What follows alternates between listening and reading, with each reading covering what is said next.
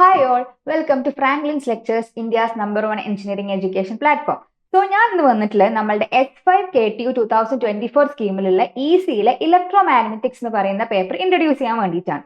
ഇലക്ട്രോമാഗ്നറ്റിക്സിന്റെ course code വന്നിട്ടുള്ളതാണ് PCECT 501. നമ്മളുടെ S5ൽ one of the core paper ആണ് ഇലക്ട്രോമാഗ്നറ്റിക്സ് എന്ന് പറയുന്നത്. നമുക്ക് ഫസ്റ്റ് ഓഫ് ഓൾ ഇതിന്റെ ഒരു സിലബസ് കാര്യങ്ങളൊക്കെ ഒന്ന് നോക്കി നോക്കാം. കോഴ്സ് കോഡ് ഞാൻ നേരത്തെ പറഞ്ഞതുപോലെ തന്നെ PCECT 501 ആണ്. നമ്മളുടെ കണ്ടിന്യൂസ് ഇന്റേണൽ ഇവാലുവേഷൻ മാർക്സ് നമുക്ക് 40 മാർക്സ് ആണ് വരുന്നത്. അതായത് നമ്മളുടെ ഇന്റേണൽ എക്സാം വഴി നമുക്ക് തിയറിറ്റിക്കലി നമുക്ക് ഇന്റേണൽ എക്സാം വഴി എഴുതിയെടുക്കാനുള്ളതാണ് 40 മാർക്സ്. അതുപോലെ തന്നെ എൻ സെമസ്റ്റർ എക്സാമിനേഷൻ, അതായത് നമ്മുടെ യൂണിവേഴ്സിറ്റി എക്സാം. യൂണിവേഴ്സിറ്റി എക്സാം നിങ്ങൾക്ക് 60 മാർക്സിന്റെ ഒരു എക്സാം ആയിരിക്കും ഉണ്ടാവുക. ഇനി നമുക്ക് ക്രെഡിറ്റ്സ് വന്നിട്ടുള്ളത് 4 ആണ്. 4 ക്രെഡിറ്റ്സ് ആണ്. കോർ പേപ്പർ ആയതുകൊണ്ട് തന്നെ 4 ക്രെഡിറ്റ്സ് ആണ്. ഈ ടീച്ചിങ് അവേഴ്സ് എന്ന് പറയുന്നത് നമുക്ക് പെർ വീക്ക് എത്ര ലെക്ചേഴ്സ് കിട്ടണം എന്നുള്ളതിന്റെ ഒരു ഡിനോട്ട് ആണ്. നമ്മൾ 3 hours ആണ് പെർ വീക്ക് നമുക്ക് കൊടുക്കുക. അതുപോലെ തന്നെ പ്രീ റിക്വസിറ്റ് പറഞ്ഞാൽ എന്താടാ, നമുക്ക് ഈ സബ്ജക്ട് പഠിക്കണം എന്നുണ്ടെങ്കിൽ നമുക്ക് മുന്നേ അതായത് നമ്മൾ ലോവർ സെമസ്റ്റേഴ്സിൽ പഠിച്ചിട്ടുള്ള ഏതെങ്കിലും ഒരു കോർ പേപ്പറിന്റെ ഒരു റിക്വസിറ്റ്, അതായത് നമ്മളുടെ physics four electrical sciences GB/PhD 121 ഈ പേപ്പറും കൂടി തറവായിട്ട് പഠിച്ച ഒരാൾക്കാണ് നമുക്ക് ഇലക്ട്രോമാഗ്നറ്റിക്സ് കുറച്ചും കൂടി ഈസി ആയിട്ട് കൺവേ ആവുക. ഓക്കെ, നമ്മളുടെ കോഴ്സ് ടൈപ്പ് വന്നിട്ടുള്ളത് തിയറി ആണ്. അതൊരു തിയറി പേപ്പർ ആണ്. കൂടുതലും ഡെറിവേഷൻസും അതുപോലെ തന്നെ കുറെ ഇക്വേഷൻസ്, ലോസ്, അങ്ങനത്തെ കുറച്ച് കാര്യങ്ങളാണ് നമ്മൾ ഇലക്ട്രോമാഗ്നറ്റിക്സിൽ ഡീൽ ചെയ്യുന്നത്. നമുക്ക് 2.5 hours ഒരു എക്സാം ആയിരിക്കും ഉണ്ടാവുക. ക്ലിയർ ആയോ? ഇതാണ് നമ്മളുടെ ഇലക്ട്രോമാഗ്നറ്റിക്സ്, അതായത് S5 2024 സ്കീമിന്റെ ECയിൽ വരുന്ന ഇലക്ട്രോമാഗ്നറ്റിക്സിന്റെ ഒരു എക്സാമിനേഷൻ പാറ്റേൺ, അല്ലെങ്കിൽ എങ്ങനെയാണ് നമ്മൾ മെയിൻ എക്സാം അറ്റൻഡ് ചെയ്യേണ്ടതെന്നുള്ള, അല്ലെങ്കിൽ നമ്മുടെ പേപ്പർ എങ്ങനെയാണ് കൊടുത്തിട്ടുള്ളത് എന്നുള്ള ഒരു റിവ്യൂ, ഒരു സമ്മറിയാണ് ഇവിടെ കൊടുത്തിട്ടുള്ളത്. ഇനി നമുക്ക് എന്ത് നോക്കി നോക്കാം? കണ്ടിന്യൂസ് ഇന്റേണൽ ഇവാലുവേഷൻ, അതായത് നമ്മളുടെ CIE മാർക്ക് എന്ന് പറയും അല്ലെ. അത് എങ്ങനെയാണ് അതിന്റെ ക്രൈറ്റീരിയ നോക്കി നോക്കാം. അറ്റൻഡൻസ് ആണ് 5 വന്നിട്ടുള്ളത്. അതുപോലെ തന്നെ ഞാൻ നേരത്തെ പറഞ്ഞു കണ്ടിന്യൂസ് ഇന്റേണൽ ഇവാലുവേഷൻ 40 മാർക്സിനാണ്. ഈ 40 മാർക്സ് എങ്ങനെയാണ് നമുക്ക് സ്കോർ ചെയ്യാൻ പറ്റുക എന്നുള്ളതിന്റെ ഒരു സ്പ്ലിറ്റ് അപ്പ് ആണ് ഇവിടെ കാണിച്ചിട്ടുള്ളത്. 5 മാർക്സ് നമുക്ക് അറ്റൻഡൻസിനാണ് ഉണ്ടാവുക. അതുപോലെ തന്നെ അസൈൻമെന്റ് ഓർ മൈക്രോ പ്രൊജക്ട്, അത് നിങ്ങളുടെ ഫാക്കൽറ്റിനെ ഡിപ്പെൻഡ് ചെയ്തിരിക്കും. മെജോറിറ്റി ആൾക്കാർ നിങ്ങൾക്ക് അസൈൻമെന്റ് ആയിരിക്കും തന്നിട്ടുണ്ടാവുക. പക്ഷെ നമുക്ക് കുറച്ചും കൂടി നമ്മളൊരു എന്താ പറയാ, പെരിഫറൽ ലെവലിൽ മാത്രം പഠിച്ചു പോയിട്ട് കാര്യമല്ലല്ലോ. നമുക്ക് കുറച്ചും കൂടി ഇൻഡെപ്ത് ആയിട്ട് നോളജ് കിട്ടണമെന്നുണ്ടെങ്കിൽ നമ്മൾ ഇതിൽ പ്രൊജക്റ്റും കാര്യങ്ങളൊക്കെ ചെയ്യുമ്പോൾ നമുക്ക് കുറച്ചും കൂടി എന്തായിരിക്കും, ഡീപ്പ് നോളജും കാര്യങ്ങളൊക്കെ കിട്ടും അല്ലെ. പ്രാക്ടിക്കലി നമ്മൾ എന്തെങ്കിലുമൊക്കെ ചെയ്യുമ്പോഴാണ് നമുക്ക് ആ ഒരു സബ്ജക്റ്റിനെ പറ്റി നമുക്ക് കൂടുതൽ നോളജും കാര്യങ്ങളും കിട്ടുക. മൈക്രോ പ്രൊജക്ട് ഓർ അസൈൻമെന്റ് ആണ് പറഞ്ഞിട്ടുള്ളത്. അത് നിങ്ങളുടെ ഫാക്കൽറ്റിന്റെ ഡിപ്പെൻഡ് അനുസരിച്ച് ഇരിക്കും നിങ്ങൾക്ക് 15 മാർക്സിനകത്ത് സ്കോർ ചെയ്യാനുണ്ടാവുക. അസൈൻമെന്റ് ആണെങ്കിൽ നിങ്ങൾക്ക് എന്തെങ്കിലും ടോപ്പിക്കിൽ ഒരു അസൈൻമെന്റ് തരും, അത് നിങ്ങൾ സോൾവ് ചെയ്ത് കാണിച്ചു കൊടുത്താൽ 15 മാർക്സ് ഈസി ആയിട്ട് സ്കോർ ചെയ്യാൻ പറ്റും. ഇൻ കേസ് പ്രൊജക്ട് ആണെങ്കിൽ അത് നിങ്ങളുടെ ഇൻഡിവിജ്വൽ ആയിട്ടോ ടീമായിട്ടോ എങ്ങനെയാന്ന് വെച്ചാൽ നമ്മൾ സ്പ്ലിറ്റ് ചെയ്തിട്ട് അതിനനുസരിച്ചിട്ടായിരിക്കും നമുക്ക് 15 മാർക്സ് സ്കോർ ചെയ്യാനുണ്ടാവുക. ഇനി നമുക്ക് ആസ് യൂഷ്വൽ ഉണ്ടാവുന്ന പോലെ തന്നെ 2 ഇന്റേണൽ എക്സാം ഉണ്ടാവും. First internal 10 marks and second internal 10 marks. Total നമുക്ക് 40 മാർക്സിന്റെ ഒരു ഇവാലുവേഷൻ, അതായത് കണ്ടിന്യൂസ് ഇന്റേണൽ ഇവാലുവേഷൻ. നെക്സ്റ്റ് വന്നിട്ടുള്ളത് നമ്മളുടെ എൻ സെമസ്റ്റർ എക്സാമിനേഷൻ ആണ്. എൻ സെമസ്റ്റർ എക്സാമിനേഷൻ എന്ന് പറഞ്ഞാൽ നമ്മളുടെ എന്താണ്, യൂണിവേഴ്സിറ്റി എക്സാം. ഇവിടെ നമുക്ക് ആസ് യൂഷ്വൽ 2 പാർട്ട് ഉണ്ടാവും, part A and part B. Part A എന്ന് പറയുമ്പോൾ എല്ലാ ക്വസ്റ്റ്യൻസും മാൻഡറ്ററി ആണ്, നമ്മളത് അറ്റൻഡ് ചെയ്തേ പറ്റുള്ളൂ.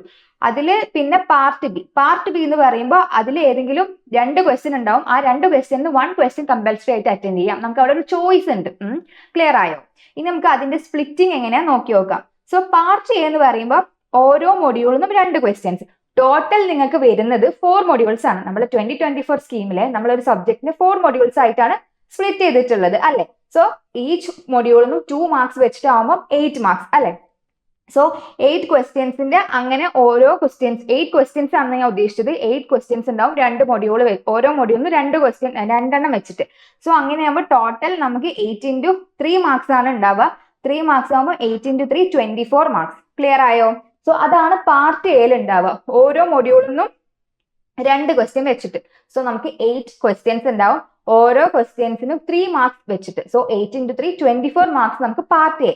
ദെൻ പാർട്ട് ബി എന്ന് പറയുമ്പോൾ അഗെയിൻ അവിടെയും 2 ക്വസ്റ്റ്യൻസ് ഉണ്ടാവും. പക്ഷെ ഏതെങ്കിലും ഒരു ക്വസ്റ്റ്യൻ നിങ്ങൾക്ക് കംപ്ലീറ്റ്ലി അറ്റൻഡ് ചെയ്താൽ മതിയാവും. അതിൽ നിന്ന് ഒരു ക്വസ്റ്റ്യൻ നിങ്ങൾക്ക് റിമൂവ് ചെയ്യാം. നമ്മുടെ ചോയ്സ് അനുസരിച്ച് നമ്മൾ ഏറ്റവും കൂടുതൽ പഠിച്ചിട്ടുള്ളത് ഏതാന്ന് വെച്ചാൽ അതിനനുസരിച്ച് നമുക്ക് അത് ചൂസ് ചെയ്യാൻ പറ്റും. And each question can have A maximum of 3 സബ്ഡിവിഷൻസ്. അതായത് ഇപ്പം ഞാൻ പറഞ്ഞു 8 ക്വസ്റ്റ്യൻസ് പാർട്ട് എയിലാണെങ്കിൽ പാർട്ട് ബി മുതൽ 9, 10 ആയിരിക്കും. സോ 9 or 10 നിങ്ങൾക്ക് പാർട്ട് ബിന്ന് അറ്റൻഡ് ചെയ്താൽ മതിയാവും. സോ 9 or 10 തന്നെ 9A, 9B, 9C എന്ന് പറഞ്ഞിട്ട് 3 സബ് ഡിവിഷൻസ് വരെ പോവാം. ഓക്കെ, then each question ഇവിടെ 9 marks ആണ്. So 9 into 4 36. So overall 36 plus 24 we have 60. Clear ആയോ? സോ ഇങ്ങനെയാണ് നമ്മളുടെ എൻഡ് സെമിസ്റ്റർ എക്സാമിനേഷന്റെ പാറ്റേൺ വരുന്നത്. ഞാൻ നേരത്തെ പറഞ്ഞ പോലെ തന്നെ 2 പാർട്ട് ഉണ്ടാവും, part A and part B. Part എയിൽ 8 ക്വസ്റ്റ്യൻസ് ഉണ്ടാവും, ഓരോ മൊഡ്യൂളിനും 2 ക്വസ്റ്റ്യൻസ് വെച്ചിട്ട്. സോ ഓരോ ക്വസ്റ്റ്യനും 3 മാർക്സ് ആണ്. സോ 8 into 3 24 മാർക്സ് നിങ്ങൾക്ക് പാർട്ട് എന്ന് കിട്ടും. റിമൈനിങ് 36 മാർക്സ് ആണ് നമുക്ക് പാർട്ട് ബി. സോ സമ്മപ്പ് ചെയ്യുമ്പോൾ 60 മാർക്സിന്റെ ഒരു എൻഡ് സെമസ്റ്റർ എക്സാമിനേഷൻ ആണ് നിങ്ങൾക്ക് ഇലക്ട്രോമാഗ്നറ്റിക്സിന് ഉണ്ടാവുക. സോ ഇനി നമ്മൾ മൊഡ്യൂൾ വൈസ് ഓരോ മൊഡ്യൂൾസും നമ്മൾ സിലബസ് കവർ ചെയ്യാൻ പോവാണ്. സോ സിലബസ് എന്തൊക്കെയാണെന്ന് നമുക്ക് നോക്കി നോക്കാം. സോ അതിന് മുന്നോടിയായിട്ട് ഞാൻ നിങ്ങൾക്ക് ഇലക്ട്രോമാഗ്നറ്റിക്സ് എന്ന് പറയുമ്പോൾ എന്താണ്, മീൻസ് നമുക്ക് ഇലക്ട്രോമാഗ്നറ്റിക്സ് എന്നുള്ള സബ്ജക്ട് S5 ECയിൽ പഠിക്കുന്നത് കൊണ്ടുള്ള യൂസ് എന്താണ് നമ്മൾ അറിഞ്ഞിരിക്കണം. നമ്മൾ റാൻഡംലി കുറച്ച് സബ്ജക്ട്സ് പഠിക്കുന്നു അല്ലെങ്കിൽ എക്സാം എഴുതുന്നു പാസ്സാവുന്നു എന്നതിനേക്കാൾ ഉപരി ഒരു എഞ്ചിനീയറിംഗ് സ്റ്റുഡൻറ് എന്നുള്ള രീതിയിൽ നമുക്ക് ഇലക്ട്രോമാഗ്നറ്റിക്സിനെ കൊണ്ടുള്ള ഒരു യൂസ് അല്ലെങ്കിൽ ഇതിന്റെ ഒരു ആപ്ലിക്കേഷൻ നമ്മുടെ ഡെയിലി ലൈഫിൽ എവിടെയാണെന്നൊക്കെ നമ്മൾ അറിഞ്ഞിരുന്നു കഴിഞ്ഞാൽ നമുക്ക് പഠിക്കുമ്പോൾ കുറച്ചും കൂടി ഒരു ഇൻട്രസ്റ്റ് ഉണ്ടാവും അല്ലെ. ഒരു നമ്മൾ ജസ്റ്റ് മിയർ ആയിട്ട് ഒരു ജസ്റ്റ് കുറച്ച് ക്വസ്റ്റ്യൻസ് അറ്റൻഡ് ചെയ്യുക അതുപോലെ തന്നെ പാസ് ആവുക എന്നുള്ള ലക്ഷ്യത്തിൽ പഠിക്കുന്നതിനേക്കാൾ ബെറ്റർ ആയിട്ട് എപ്പോഴും നമ്മൾ അതിന്റെ കോറും കാര്യങ്ങളൊക്കെ മനസ്സിലാക്കുമ്പോഴാണ് നമുക്ക് ആ ഒരു സബ്ജക്റ്റിനോട് ഒരു ഇഷ്ടം ഉണ്ടാവുള്ളൂ അല്ലെ. സോ നമുക്ക് ഇലക്ട്രോമാഗ്നറ്റിക്സ് എന്ന് പറയുമ്പോൾ തന്നെ ആ ടൈറ്റിൽ അല്ലെങ്കിൽ ആ ഒരു നെയിമിൽ തന്നെ എന്തുണ്ട്, ഇലക്ട്രിക് ഫീൽഡും മാഗ്നറ്റിക് ഫീൽഡും ഉണ്ട്. So electromagnetics means the study of the behaviour of electric field and magnetic field അല്ലെ. സോ ഇലക്ട്രിക് ഫീൽഡും മാഗ്നറ്റിക് ഫീൽഡും തമ്മിലുള്ള ആ ഒരു ഇന്ററാക്ഷൻ കാരണം ഉണ്ടാവുന്ന കുറെ പാരാമീറ്റേഴ്സ്, പ്രോപ്പർട്ടീസ്, കുറെ പാറ്റേൺസ് കാര്യങ്ങളൊക്കെയാണ് നമുക്ക് ഇലക്ട്രോമാഗ്നറ്റിക്സ് എന്നുള്ള ഒരു സബ്ജക്റ്റിൽ പഠിക്കാനുള്ളത്. ആക്ച്വലി ഇലക്ട്രോമാഗ്നറ്റിക്സ് എന്ന് പറയുന്നത് വലിയ വാസ്റ്റ് ആയിട്ടുള്ള ഒരു ടോപ്പിക്കാണ്. അതിന്റെ കുറച്ച് ഇമ്പോർട്ടന്റ് പോർഷൻസ് മാത്രമേ നിങ്ങൾക്ക് S5 ECയിൽ ഇൻക്ലൂഡ് ചെയ്തിട്ടുള്ളൂ. സോ അതിനെ തന്നെ നമുക്ക് 4 മൊഡ്യൂൾസ് ആയിട്ടാണ് മാറ്റിയിട്ടുള്ളത്. സോ ബേസിക്കലി നമുക്ക് 4 മൊഡ്യൂൾസ് ആണുള്ളത്. അതിൽ നമ്മൾ ചെറിയ ചെറിയ കുറച്ച് കണ്ടന്റ്സും കാര്യങ്ങളാണ് പഠിക്കുന്നത്. നിങ്ങൾക്ക് ഭയങ്കര ഡിഫിക്കൽട്ട് ആയിട്ടുള്ള ഒരു സബ്ജക്റ്റ് അല്ല, പക്ഷെ കുറച്ചൊക്കെ എഫേർട്ട് ഇട്ടാൽ മാത്രം കിട്ടുള്ളൂ. അതായത് നമുക്ക് ബേസ് കുറച്ച് തറോ, അതായത് നമ്മളുടെ മാത്സും ഫിസിക്സും കുറച്ച് തറോ ആയിട്ടുള്ള ഒരു സ്റ്റുഡന്റിനെ സംബന്ധിച്ചിടത്തോളം ഇലക്ട്രോമാഗ്നറ്റിക്സ് ഈസി ആയിട്ട് ക്രാക്ക് ചെയ്യാൻ പറ്റും. സോ നമുക്ക് മൊഡ്യൂൾ വൈസ് സിലബസ് നോക്കിയാലോ. സോ മൊഡ്യൂൾ 1 വരുന്ന കോൺസെപ്റ്റ്സ് എന്തൊക്കെയാന്ന് വെച്ചാൽ review of coordinate system, rectangular, cylindrical and spherical coordinate system. നമ്മൾ ബേസിക്കലി എപ്പോഴും പഠിച്ചിട്ടുള്ള കോർഡിനേറ്റ് സിസ്റ്റം എന്ന് പറയുന്നത് XYZ ആണ് അല്ലെ. അതായത് X axis, Y axis, Z axis. ഇത്രയും കാലം വരെ, അതായത് നമ്മളെ ലോവർ ക്ലാസ്സസ് മുതൽ നമ്മളുടെ ഹയർ സെക്കൻഡറി ആയിക്കോട്ടെ, ഇപ്പൊ നിങ്ങൾ S4 വരെ പഠിച്ചിട്ടുണ്ടാവുക ഈ XYZ കോർഡിനേറ്റ് സിസ്റ്റം മാത്രമായിരിക്കും. ഇതിനെ നമ്മൾ റെക്ടാങ്കുലർ കോർഡിനേറ്റ് സിസ്റ്റം അല്ലെങ്കിൽ കാർട്ടീഷ്യൻ കോർഡിനേറ്റ് സിസ്റ്റം എന്നാണ് വിളിക്കുക.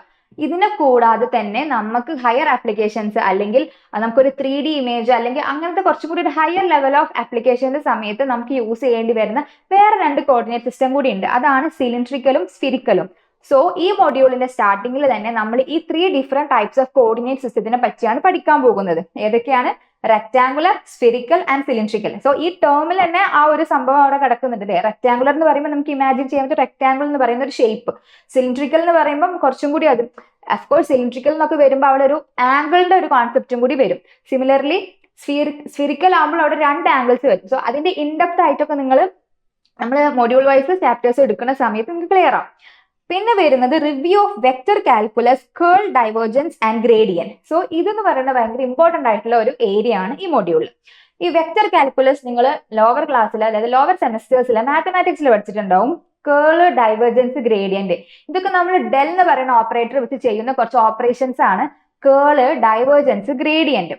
സോ ഇത് മൂന്നും എങ്ങനെയാണ് അതിന്റെ ഇക്വേഷൻസ്, അതായത് നമ്മൾ നേരത്തെ പഠിക്കുന്ന ഈ 3 കോർഡിനേറ്റ് സിസ്റ്റം അല്ലേ. സോ ഈ 3 കോർഡിനേറ്റ് സിസ്റ്റത്തിലും ഈ 3ന്റെയും ഇക്വേഷൻസ് സെപ്പറേറ്റ് ആയിട്ട് പഠിക്കണം. അതിന്റെ ന്യൂമറിക്കൽസും സോൾവ് ചെയ്യാൻ പറ്റണം. ഈ നെക്സ്റ്റ് വന്നിട്ടുള്ളതാണ് review of Coulomb's law, Gauss's law and Ampere's current law. അതായത് ബേസിക്കലി 3 ലോയാണ് നമ്മൾ മൊഡ്യൂൾ 1 കവർ ചെയ്യുന്നത്. ഒന്ന് കൂളോംസ് ലോ. കൂളോംസ് ലോ നമ്മൾ +2 ഫിസിക്സിലൊക്കെ പഠിച്ചിട്ടുള്ള ഒരു കോൺസെപ്റ്റ് ആണ് അല്ലെ. എന്താണ്? Force is proportional to square of the charge and inversely proportional to the square of the distance between them എന്നൊക്കെ പറഞ്ഞിട്ട് നമ്മൾ പഠിക്കുന്നുണ്ട് അല്ലെ. Force is directly proportional to the charges and inversely proportional to the square of the distance between them, product of the charges and inversely proportional to the square of the distance between them. അതായത് F is equal to 1/4πε Q1 Q2 by R square എന്നൊക്കെ പറഞ്ഞിട്ടുള്ള equations നിങ്ങൾ lower ക്ലാസ്സിൽ തന്നെ പഠിക്കുന്നുണ്ട്. So അതിന്റെ തന്നെ കുറച്ചും കൂടി ഒരു ഹയർ ലെവലാണ് നമുക്ക് ഇവിടെ പഠിക്കാനുള്ളത്. കൂളോംസ് ലോ, അതിന്റെ ഒരു വെക്റ്റർ ഫോർമാറ്റിലുള്ള ഡെറിവേഷൻ, പിന്നെ അതിന്റെ ഒപ്പം തന്നെ അതിന്റെ കുറച്ച് പ്രോബ്ലംസ്, പിന്നെ Gauss's law, very very important.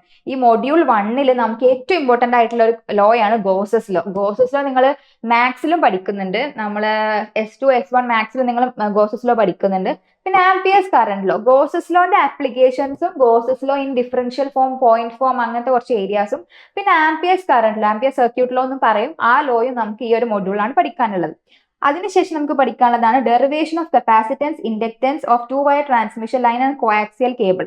നമ്മളുടെ കപ്പാസിറ്റൻസും ഇൻഡക്റ്റൻസും, അതായത് L/H അല്ലെ. സോ ഈ L-ന്റെയും H-ന്റെയും 2-wire ട്രാൻസ്മിഷൻ ലൈനിന്റെയും അതുപോലെ തന്നെ കോആക്സിയൽ കേബിളിന്റെയും 2 ഡെറിവേഷൻസ്. സോ ടോട്ടൽ 4 ഡെറിവേഷൻസ് ഉണ്ടാവും. അതായത് capacitance of transmission line, capacitance of coaxial cable, അതുപോലെ inductance of transmission line and inductance of coaxial cable. ഈ 4 ഡെറിവേഷൻസ് പഠിക്കാനുണ്ടാവും. ഡെറിവേഷൻസ് മാത്രമല്ല, അതുമായിട്ട് റിലേറ്റ് ചെയ്തുള്ള കുറച്ച് സിമ്പിൾ പ്രോബ്ലംസും കൂടി ചെയ്യാനുണ്ട്. നെക്സ്റ്റ് കോൺസെപ്റ്റ് ആണ് magnetic scalar and vector potential. ഇത് രണ്ടും ചെറിയൊരു തിയറി കോൺസെപ്റ്റ് ആണ്. മെജോറിറ്റി ടൈമിലും ഇത് കമ്പാരിസൺ ആയിട്ടൊക്കെയാണ് ചോദിക്കാറ്. നെക്സ്റ്റ് വൺ വെരി ഇമ്പോർട്ടന്റ് ആണ് Poisson and Laplace equation. Poisson and Laplace equation എന്ന് പറയുന്നത് അതൊരു ചെറിയ ഡെറിവേഷൻ ആണ്. ഓൾമോസ്റ്റ് എല്ലാ ക്വസ്റ്റ്യൻ പേപ്പർ എടുത്ത് നോക്കിയാലും കാണാൻ പറ്റുന്ന ഒരു ക്വസ്റ്റ്യൻ ആണ് Poisson and Laplace equation. Determination of voltage and electric field using Laplace and Poisson equation. ഇത് പറയുന്നത് അതായത് ഇലക്ട്രിക് ഫീൽഡും അതുപോലെ തന്നെ വോൾട്ടേജ് നമ്മൾ റിലേഷൻ, നമ്മൾ ഡെൽ ഓപ്പറേറ്റർ ഒക്കെ വെച്ച് ചെയ്യുന്ന ഡെറിവേഷൻ ആണ്. അതിന്റെ ആ ഒരു റിലേഷന്റെ ഒരു ടോപ്പിക് ആണ് പറയുന്നത്. സോ ഇതാണ് നമ്മൾ ഓവറോൾ മൊഡ്യൂൾ 1 കോൺസെപ്റ്റ് എന്ന് പറയുന്നത്. സോ മൊഡ്യൂൾ 1 നിങ്ങൾക്ക് ഒരു സ്റ്റാർട്ട് അല്ലേ, ഫസ്റ്റ് മൊഡ്യൂൾ അല്ലേ. സോ മേജോറിറ്റി കോൺസെപ്റ്റും വരുന്നത് നമ്മളുടെ ലോവർ ക്ലാസ്സസിന്റെ ഒരു അപ്ഗ്രേഡഡ് വേർഷൻ ആയിട്ടാണ് വരുന്നത്. കുറച്ചും കൂടി സിംപ്ലർ മൊഡ്യൂൾ ആണ്. പക്ഷേ കുറച്ചും കൂടി ന്യൂമറിക്കൽസ് സോൾവ് ചെയ്യാൻ വരുന്നത്, അതായത് നമ്മൾ ഇന്റഗ്രേഷനും അങ്ങനത്തെ കുറച്ച് കാര്യങ്ങളൊക്കെ ഈ മൊഡ്യൂൾ 1 വരും. കാരണം നമുക്ക് ഇതാ ഇവിടെ പറഞ്ഞിട്ടുള്ള ഈ ഡൈവേർജൻസ്, അതുപോലെ തന്നെ കേള്, ഗ്രേഡിയന്റ്, ഇതിന്റെയൊക്കെ ഒരു എന്താ പറയാ കുറെ ന്യൂമറിക്കൽ സോൾവ് ചെയ്യാനുണ്ടാവും. അതുപോലെ തന്നെ തിയറംസ് പ്രൂവ് ചെയ്യാനുണ്ടാവും. അങ്ങനത്തെ കുറച്ച് കാര്യങ്ങളൊക്കെയാണ് നമ്മളുടെ മൊഡ്യൂൾ 1 വരുന്നത്. ഓക്കെ, ഇനി നമുക്ക് മൊഡ്യൂൾ 2 നോക്കി നോക്കാം. മൊഡ്യൂൾ 2 വരുന്നതാണ് മാക്സ്വെൽസ് ഇക്വേഷൻ. മാക്സ്വെൽസ് ഇക്വേഷൻ എന്ന് പറയുന്നത് വെരി വെരി ഇമ്പോർട്ടന്റ് ആയിട്ടുള്ളതാണ് മാക്സ്വെൽസ് ഇക്വേഷൻ എന്ന് പറയുന്നത്. സോ മാക്സ്വെൽസ് ഇക്വേഷൻ എന്ന് പറയുന്നത് നമ്മളുടെ ഒരു അതിന്റെ first equation, second equation, third equation ഉണ്ട്. ഈ 3 ഇക്വേഷൻസും നമ്മൾ ഫണ്ടമെന്റൽ ലോസ് എന്ന് പറയുന്നത് നമ്മളുടെ Gauss's law, Faraday's law, ampere circuit law, ഈ 3 ലോസൊന്നും നമ്മൾ മാക്സ്വെൽസ് ഇക്വേഷൻ എങ്ങനെയാണ് ഡിറൈവ് ചെയ്ത് എടുക്കുന്നത് എന്നുള്ള ഒരു കോൺസെപ്റ്റ് ആണ് സെക്കൻഡ് മൊഡ്യൂൾ സ്റ്റാർട്ട് ചെയ്യുന്നത്. സോ ഞാനിവിടെ പറഞ്ഞതുപോലെ തന്നെ നമ്മളുടെ വെക്റ്റർ കാൽക്കുലസ്, അതുപോലെ തന്നെ കേള്, ഡൈവേർജൻസി, ഈ ഓരോ കാര്യങ്ങളും നമ്മൾ മൊഡ്യൂൾ 2 ആയിട്ട് കണക്റ്റഡ് ആണ്. മനസ്സിലായോ? സോ നമ്മൾ മൊഡ്യൂൾ 1 പ്രോപ്പർ ആയിട്ട് പഠിക്കുന്ന ഒരാൾക്ക് മാത്രമേ മൊഡ്യൂൾ 2ലേക്ക് കയറാൻ പറ്റുള്ളൂ. ഇപ്പൊ ഈ മാക്സ്വെൽസ് ഇക്വേഷൻ ഞാൻ പറഞ്ഞു ഗോസസ് ലോ വെച്ചിട്ടാണ് സ്റ്റാർട്ട് ചെയ്യുന്നത്. അതുപോലെ തന്നെ ആംപിയർ സർക്യൂട്ട് ലോ, ഈ ഒരു കോൺസെപ്റ്റും കാര്യങ്ങളൊക്കെ നമുക്ക് എവിടെ ആവശ്യമുണ്ട്, മൊഡ്യൂൾ 2 ആവശ്യമുണ്ട്. സോ നിങ്ങൾ ഓർഡറിൽ തന്നെ പഠിച്ചു പോകുന്നതാണ് ഏറ്റവും ബെറ്റർ എന്നാണ് ഞാൻ പറയുന്നത്. അതായത് ഇന്റർ കണക്റ്റഡ് ആണ് ഈ മൊഡ്യൂൾസ് തമ്മിൽ. ഓക്കെ, സോ നമ്മളുടെ ഫണ്ടമെന്റൽ ലോസ് എന്നുള്ള മാക്സ്വെൽസ് ഇക്വേഷൻ ഡെറിവേഷൻ പഠിക്കാനുണ്ട്. പിന്നെ ബൗണ്ടറി കണ്ടീഷൻ, ഇതും നിങ്ങൾക്ക് മൊഡ്യൂൾ 2 ഷുവർ ആയിട്ട് എക്സ്പെക്ട് ചെയ്യാൻ പറ്റുന്ന ഒരു ക്വസ്റ്റ്യൻ ആണ് ബൗണ്ടറി കണ്ടീഷൻ. ബൗണ്ടറി കണ്ടീഷൻ എന്ന് പറയുമ്പോൾ നമ്മളുടെ ഈ ഡൈലക്ട്രിക് മെറ്റീരിയൽ, അതുപോലെ കണ്ടക്ടിങ് മെറ്റീരിയൽ, നമുക്ക് 2 ഡിഫറെന്റ് മെറ്റീരിയൽ ആകുമ്പോൾ അവിടെ ഒരു ബൗണ്ടറി വരും അല്ലെ. സോ ഈ ബൗണ്ടറി കണ്ടീഷനിൽ ഇലക്ട്രിക് ഫീൽഡും മാഗ്നറ്റിക് ഫീൽഡും എങ്ങനെയാണ് ആക്ട് ചെയ്യുന്നത്, അല്ലെങ്കിൽ അവരുടെ ഒരു റിയാക്ഷൻ പാറ്റേൺ എങ്ങനെയാണെന്നൊക്കെയാണ് ഈ ബൗണ്ടറി കണ്ടീഷൻ വഴി നമുക്ക് പഠിക്കാൻ പറ്റുന്നത്.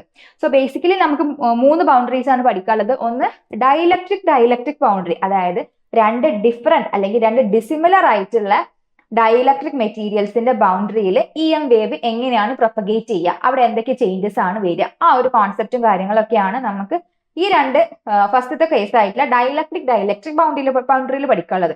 സെക്കൻഡ് വൺ വന്നിട്ടുള്ളത് ഡൈലക്ട്രിക് ആൻഡ് കണ്ടക്ടർ ബൗണ്ടറി, അതായത് ഒരു ഡൈലക്ട്രിക് മെറ്റീരിയലും ഒരു കണ്ടക്ടർ മെറ്റീരിയലും ഉണ്ട്. ഇതിന്റെ ബൗണ്ടറിയിൽ എങ്ങനെയാണ് EM വേവിന്റെ പ്രൊപ്പഗേഷൻ.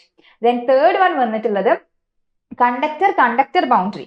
സോ ഇത് 3 ആണ് നമുക്ക് 3 കേസ് പഠിക്കാനുള്ളത്. ഇത് നമുക്ക് ഇലക്ട്രിക് ഫീൽഡ് പോലെ തന്നെ മാഗ്നറ്റിക് ഫീൽഡിന്റെ കേസിലും പഠിക്കാനുണ്ട്. Okay, then solution to wave equation, ഇത് കുറച്ച് ലെങ്തി ആയിട്ടുള്ള ഒരു ഡെറിവേഷൻ ആണ്. വേവ് ഇക്വേഷന്റെ സൊല്യൂഷൻ നമ്മൾ എങ്ങനെയാണ് ഡിറൈവ് ചെയ്ത് എടുക്കുന്നതെന്നാണ് അവിടെ നോക്കുന്നത്. നെക്സ്റ്റ് വൺ വന്നിട്ടുള്ളത് propagation of plane E M wave in perfect dielectric lossy medium good conductor skin depth. So നമ്മൾ സ്റ്റാർട്ടിങ്ങിൽ നമ്മൾ ഇലക്ട്രോമാഗ്നറ്റിക്സിന്റെ കുറച്ച് ബേസിക് ആയിട്ടുള്ള കാര്യങ്ങൾ തിയറംസ് ഒക്കെയാണ് നമ്മൾ നോക്കിയത്, അതായത് കേള്, ഡൈവേർജൻസ് അങ്ങനെയൊക്കെ. സെക്കൻഡ് മൊഡ്യൂൾ എത്തുമ്പോൾ ഇ എം വേവ് എങ്ങനെയാണ് പ്രൊപ്പഗേറ്റ് ചെയ്യണത്, അല്ലെങ്കിൽ ആ ഒരു പ്രൊപ്പഗേഷൻ കാരണം അവിടെ ഉണ്ടാവുന്ന കുറച്ച് കാര്യങ്ങൾ.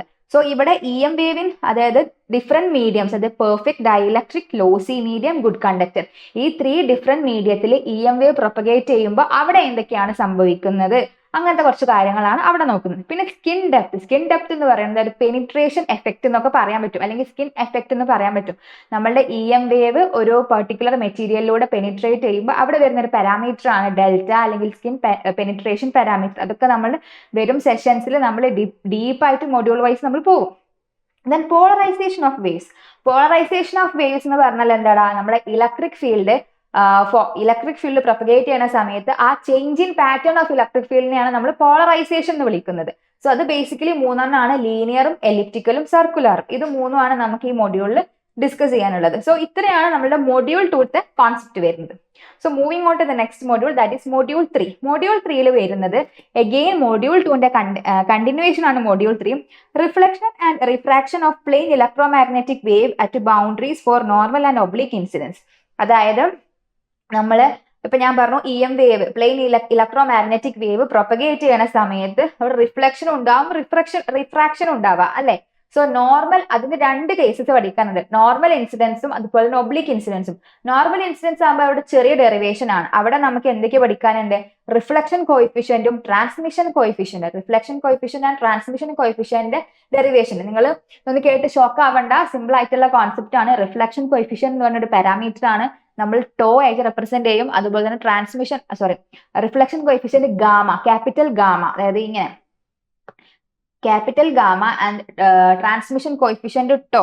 സോ ഈ 2 പാരാമീറ്റേഴ്സിന്റെയും ഡെറിവേഷൻ നമ്മൾ പഠിക്കും. അത് നമുക്ക് 2 കേസ് പഠിക്കാനുണ്ട്, അതായത് ഒന്ന് reflection at normal incidence and second one reflection at oblique incidence. ഈ ഒബ്ലിക് ഇൻസിഡൻസ് എന്ന് പറയുമ്പോൾ നമ്മൾ ഇലക്ട്രിക് ഫീൽഡ് അല്ലെങ്കിൽ നമ്മളെ പ്ലെയിൻ ആയിട്ട് ഒരു ആംഗിൾ മേക്ക് ചെയ്തിട്ടാണ് നമ്മളുടെ എന്ത് വരിക, light means E M wave follow ചെയ്യാം. ഓക്കെ, സോ ഇതിന് 2 കേസ് ഉണ്ട്, അതായത് പാരലൽ പോളറൈസേഷനും ഉണ്ട്, അതുപോലെ തന്നെ പെർപെൻഡിക്കുലർ പോളറൈസേഷനും ഉണ്ട്. സോ ബേസിക്കലി നമുക്ക് ഈ ഒരു ടോപ്പിക്കിൽ 3 രീതിയിലുള്ള ഡെറിവേഷൻസ് പഠിക്കാനുണ്ടാവും. സോ ഇതൊക്കെ നമുക്ക് വരുന്ന ക്ലാസ്സിൽ നോക്കാം. So next one Snell's law. Snell's law എന്ന് പറയുമ്പോൾ നമ്മളുടെ സ്നെൽസ് ലോ ഓഫ് റിഫ്രാക്ഷൻ പഠിക്കാത്തവരായിട്ട് ആരും ഉണ്ടാവില്ല. നമ്മൾ ലോവർ +2 നമ്മൾ പഠിക്കുന്ന കോൺസെപ്റ്റ് ആണ് സ്നെൽസ് ലോ. അതായത് n1 sin θ is equal to n2 sin θ t. അതായത് ആംഗിൾ ഓഫ് ഇൻസിഡൻസിനെയും ട്രാൻസ്മിഷൻ ആംഗിളിനെയും അതുപോലെ തന്നെ refractive indices of first medium and second medium, ഈ 4 പാരാമീറ്റേഴ്സിനെ കണക്ട് ചെയ്യുന്ന ഒരു ലോ ആണ് Snell's law. So Snell's law എങ്ങനെയാണ് നമ്മൾ ഇ എം വേവിന്റെ റിഫ്ലക്ഷൻ റിഫ്രാക്ഷൻ ആയിട്ട് കണക്ട് ചെയ്യണമെന്നും കൂടി നമുക്ക് ഇതിൽ പഠിക്കാനുണ്ട്. നെക്സ്റ്റ് വൺ വന്നിട്ടുള്ളതാണ് ബ്രൂസ്റ്റർ ആംഗിൾ. ബ്രൂസ്റ്റർ ആംഗിൾ എന്നുള്ള ഒരു കോൺസെപ്റ്റ് നമുക്ക് ഇതിൽ ഇൻട്രൊഡ്യൂസ് ചെയ്യുന്നുണ്ട്, അതിന്റെ ഡെറിവേഷനും ഉണ്ട്. ദെൻ നെക്സ്റ്റ് വൺ അതിൽ ടോപ്പിക് ആണ് power density of E M wave and Poynting vector theorem. Power density of E M wave എന്ന് പറയുന്നത് അതൊരു ഡെറിവേഷൻ ആണ് അഗെയിൻ. ദെൻ പോയിന്റിംഗ് വെക്ടർ എന്ന് പറഞ്ഞാൽ എസ് എന്നാണ് ഡിനോട്ട് ചെയ്യുക. അതെന്ന് പറയുന്നത് നമുക്ക് S is equal to E cross H എന്നാണ് പറയുക, അതായത് electric field into electric field intensity into magnetic field ഇന്റൻസിറ്റിന്റെ ക്രോസ് പ്രൊഡക്റ്റ് ആണ് നമ്മളുടെ എസ്, അതായത് പോയിന്റിംഗ് വെക്ടർ. സോ ഇത്രയും ആ കാര്യങ്ങളാണ് നമുക്ക് മൊഡ്യൂൾ 3 നമുക്ക് പഠിക്കാനുള്ളത്. അപ്പൊ നിങ്ങൾക്ക് നോക്കുമ്പോൾ മനസ്സിലാവുള്ളൂ എങ്ങനെയൊക്കെയാണ് ഇന്റർ കണക്ട് ചെയ്തിട്ടാണ് നമ്മൾ ഫസ്റ്റ് 2, 1, 2, 3 മൊഡ്യൂൾസ് പോയിട്ടുള്ളത്. Okay, so moving on to the next module which is the last module, that is module 4.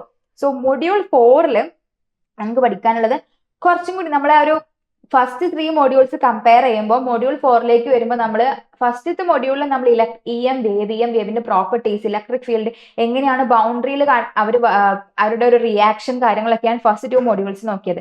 Third module എത്തുമ്പോൾ നമ്മൾ വേവ് പ്രൊപ്പഗേറ്റ് ചെയ്തു.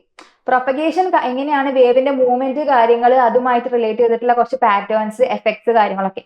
മൊഡ്യൂൾ 4 എത്തുമ്പോൾ നമ്മൾ ട്രാൻസ്മിഷനിലേക്ക് വന്നു. പ്രൊപ്പഗേഷൻ കഴിഞ്ഞ് ട്രാൻസ്മിഷനിലേക്ക് വന്നു. So transmission line as circuit elements, അതായത് ഇൻഡക്ടൻസിന്റെയും കപ്പാസിറ്റൻസിന്റെയും ഫോർമാറ്റിലേക്ക് നമ്മൾ നമ്മളുടെ വേവിനെ കൊണ്ടെത്തിക്കുകയാണ്. സോ ട്രാൻസ്മിഷൻ ലൈൻ ഇക്വേഷൻസ്, അതുപോലെ തന്നെ ക്യാരക്ടറിസ്റ്റിക് ഇമ്പിഡൻസ്, ഇതിന്റെയൊക്കെ കുറച്ച് ചെറിയ ചെറിയ ഡെറിവേഷൻസ് നമുക്ക് ഇതിൽ പഠിക്കാനുണ്ട്. അതുപോലെ തന്നെ റിഫ്ലക്ഷൻ കോയിഫിഷ്യന്റ് VSWR പറഞ്ഞാൽ എന്തായിരുന്നു, വോൾട്ടേജ് സ്റ്റാൻഡിംഗ് വേവ് റേഷ്യോ. ഇങ്ങനത്തെ കുറച്ച് കാര്യങ്ങൾ ന്യൂ ടേംസ് ആണ്, കുറച്ചൊരു ന്യൂ ആയിട്ടുള്ള കോൺസെപ്റ്റ് ആണ് നിങ്ങൾക്ക് മൊഡ്യൂൾ 4ൽ ഉണ്ടാവുക. സോ കമ്പാരിറ്റീവ്ലി നിങ്ങൾക്ക് മൊഡ്യൂൾ 4 കുറച്ച് ചിലപ്പോൾ ഒരു ഡിഫിക്കൽട്ടായിട്ട് തോന്നിയേക്കാം. പക്ഷെ അങ്ങനെയൊന്നുമില്ല, പ്രോപ്പർ ആയിട്ട് നമ്മളെ ലെക്ചേഴ്സ് ഫോളോ ചെയ്യുന്ന ആൾക്കാർക്കാണെങ്കിൽ സ്റ്റുഡൻസിന് നന്നായിട്ട് സ്കോർ ചെയ്യാൻ പറ്റുന്ന ഒരു സബ്ജക്റ്റാണ് ഇലക്ട്രോ മാഗ്നറ്റിക്സ്, കാരണം തിയറി പേപ്പർ ആണല്ലോ. ദെൻ നെക്സ്റ്റ് വൺ വന്നിട്ടുള്ളതാണ് derivation of input impedance of transmission line. അതായത് input impedance of transmission line derivation and calculation of line impedance and VSWR using Smith chart. Smith chart എന്ന് പറയുന്നത് ഒരു new concept ആയിരിക്കും. Smith chart എന്ന് പറയുന്നത് നമ്മളുടെ ഈ ട്രാൻസ്മിഷൻ ലൈൻ പാരാമീറ്റേഴ്സ് ഒക്കെ കാൽക്കുലേറ്റ് ചെയ്യാൻ വേണ്ടിയിട്ട്, അനലൈസ് ചെയ്യാൻ വേണ്ടിയിട്ട് നമ്മളൊരു ചാർട്ട് ക്രിയേറ്റ് ചെയ്തിട്ടുണ്ട്. ആ ഒരു ചാർട്ട് യൂസ് ചെയ്തിട്ട് എങ്ങനെയാണ് നമ്മൾ ഈ പാരാമീറ്റേഴ്സ് ഫൈൻഡ് ഔട്ട് ചെയ്യണം എന്നുള്ള ഒരു ഗ്രാഫിക്കൽ റെപ്രസെന്റേഷൻ ആണ് സ്മിത്ത് ചാർട്ട്. ബേസിക്കലി അതൊരു ഗ്രാഫാണ്, പക്ഷെ നമ്മൾ നോർമലി കണ്ടിട്ടുള്ള ഗ്രാഫ്, അതായത് സ്ക്വയർ പോലത്തെ ഗ്രാഫ് പേപ്പർ അല്ല. ഇതൊരു ഡിഫറെന്റ് ആയിട്ടുള്ള ഒരു ചാർട്ട്, നമുക്ക് പർച്ചേസ് ചെയ്യാൻ പറ്റുന്ന ഒരു സ്മിത്ത് ചാർട്ട് ഒരു ഗ്രാഫാണ്. അത് നമ്മൾ സെഷൻസിൽ പഠിപ്പിക്കും, നിങ്ങൾക്ക് മനസ്സിലാവും. സോ ഈ സ്മിത്ത് ചാർട്ട് യൂസ് ചെയ്തിട്ട് എങ്ങനെയാണ് നമുക്ക് reflection coefficient, input impedance, VSWR calculate ചെയ്യാന്നുള്ള ഒരു കോൺസെപ്റ്റ്. അതിനുശേഷം വന്നിട്ടുള്ളതാണ് hollow rectangular wave guide.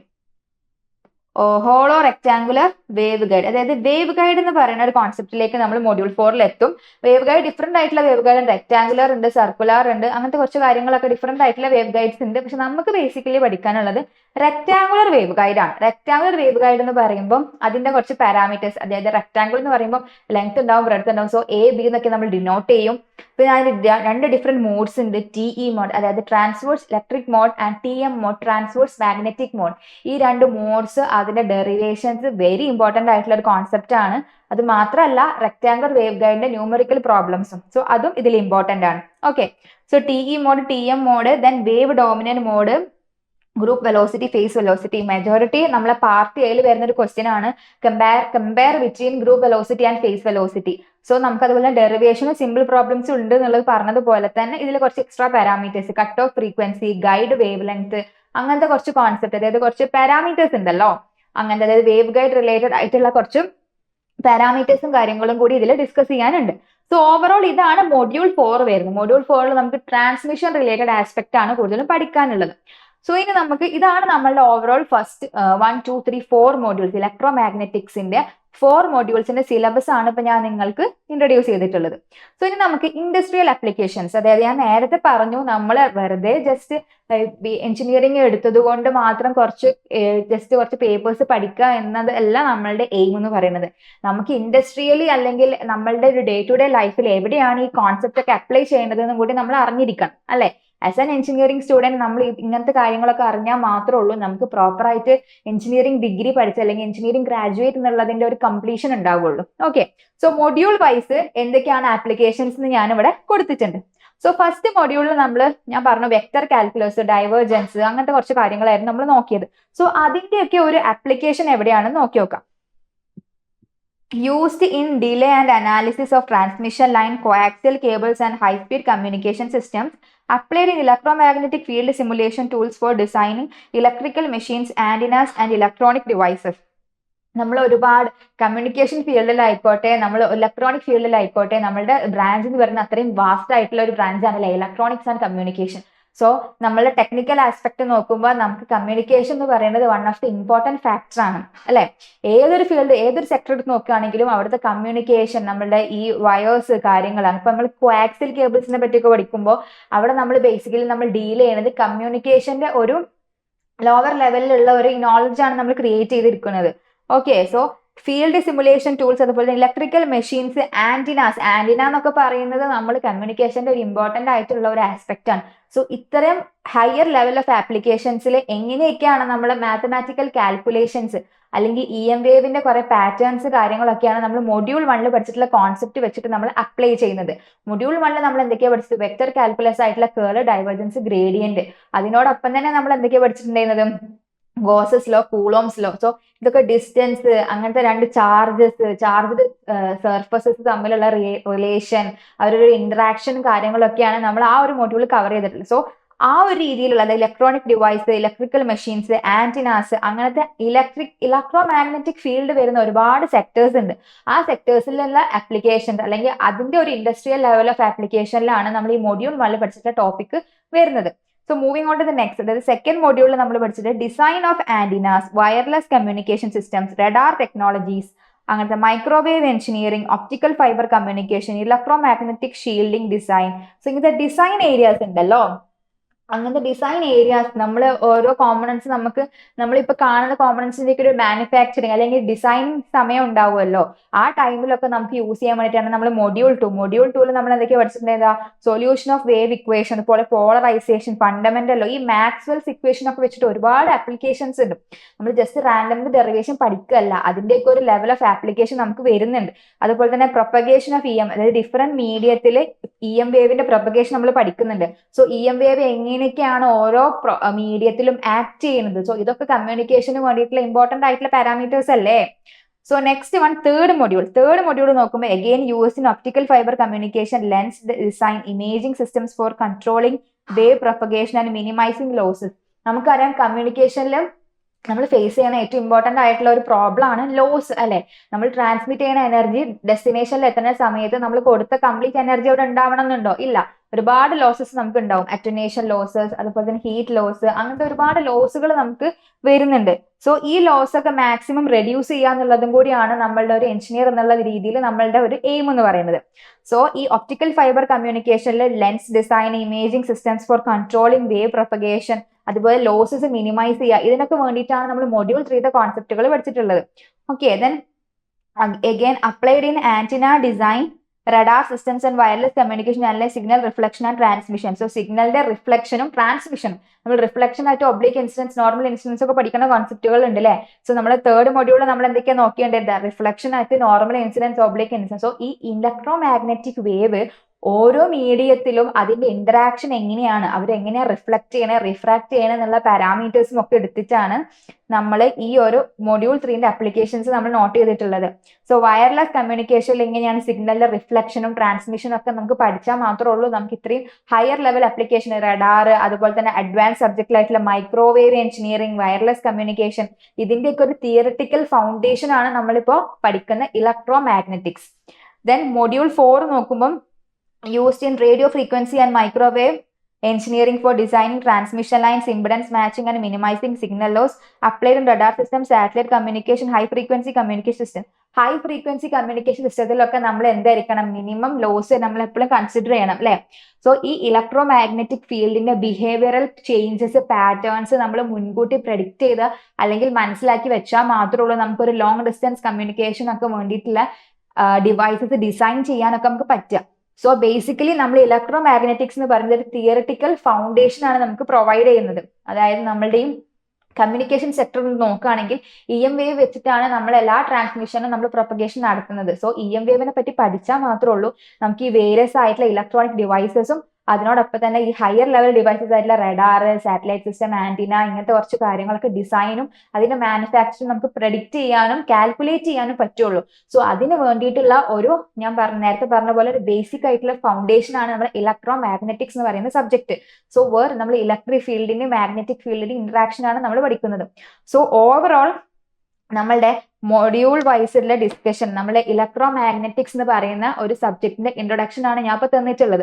So ഞാൻ നിങ്ങളോട് പറഞ്ഞു 100 മാർക്സിന്റെ എക്സാം ആയിരിക്കും, 40 മാർക്സ് ഈ continuous internal evaluation, 60 marks theoretical exam ആയിരിക്കും, ഓവറോൾ 100. സോ ഈ 100 മാർക്സിൽ മൊഡ്യൂൾ നമുക്ക് 4 മൊഡ്യൂൾസ് ആയിട്ടാണ് നമ്മൾ ഡിവൈഡ് ചെയ്തിട്ടുള്ളത്. ഓരോ മൊഡ്യൂളിലുള്ള സിലബസ് ഞാൻ ഇപ്പോൾ ഡിസ്കസ് ചെയ്തു. സോ നിങ്ങൾ എന്ത് ചെയ്യാം, നമ്മളൊരു സബ്ജക്റ്റ് നമ്മൾ ന്യൂ സെമസ്റ്ററിലേക്ക് കടക്കുമ്പോൾ സിലബസ് ഒക്കെ ഒന്ന് ചെക്ക് ചെയ്തിട്ട് എന്തൊക്കെയാണ് കണ്ടന്റ്സ്, നമ്മൾ ഇതിന് മുന്നേ പഠിച്ചിട്ടുള്ള കാര്യമാണോ. ഇപ്പൊ ഇതിൽ പ്രീ റിക്വസ്റ്റ് ആയിട്ട് കൊടുത്തിട്ടുള്ള ഫിസിക്സ് ആണ്.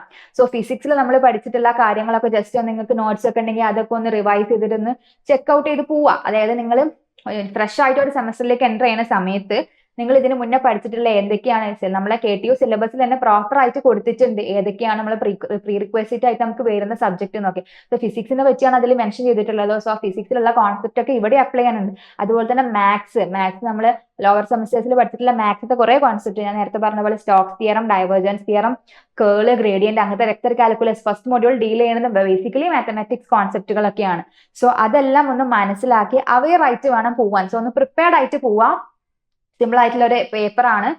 സോ എല്ലാവരും നന്നായിട്ട് പുതിയ സെമസ്റ്റർ ഒക്കെ സ്റ്റാർട്ട് ചെയ്യാൻ പോവാണ്. സോ നന്നായിട്ട് പഠിക്കുക. So okay, thank you.